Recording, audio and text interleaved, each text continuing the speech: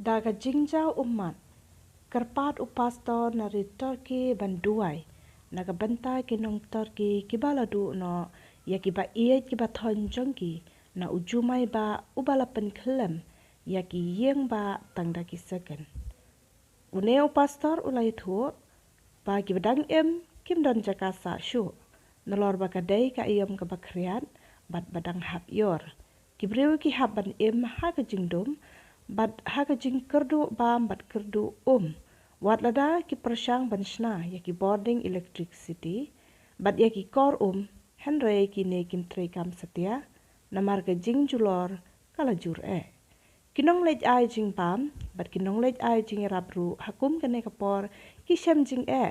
ban pen poy ya ki mar bam kum ki blanket namar ki lente ki surok la blok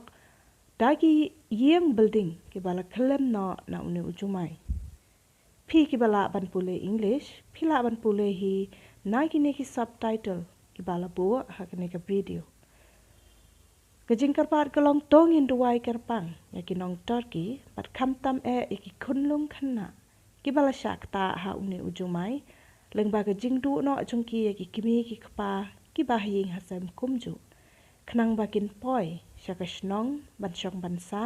shaki long yeng ki babha ki bakloi banri ban ie yaki kum yaki khon na jang سلام عزیزان سال همگی بخیر ما الان تو شهر حتای هستیم به شدت همه چی داغونه و اصلا از اندازه درصد تخریب نمیتونم براتون بگم که تمام شهر با خاک یکسان شده متاسفانه نه برق هست نه آب هست الان موتور برق دارن کاراشونو میکنن متاسفانه مردم به شدت نیاز به آب دارن و متاسفانه چیزی متوجه شدیم شهر بسته است و ما هم تمام چیزایی که تهیه کرده بودیم و ایتام پخش کردیم ولی ما الان داریم صحبت می‌کنیم بتونیم با آفات صحبت کنیم بتونیم اگر اجازه به ما بدن یا نمیدونم چه طریقی بتونیم دوباره امداد رسانی کنیم ولی خواهش میکنم مردم در شرایط خیلی بدی هستند لطفاً دعا کنید و برای بازمانده ها تسلی اونها ما امروز چند فقره خودمون دیدیم جنازه در اومد خیلی ناراحت کننده بود ولی خواهش کنم دعا کنید برای این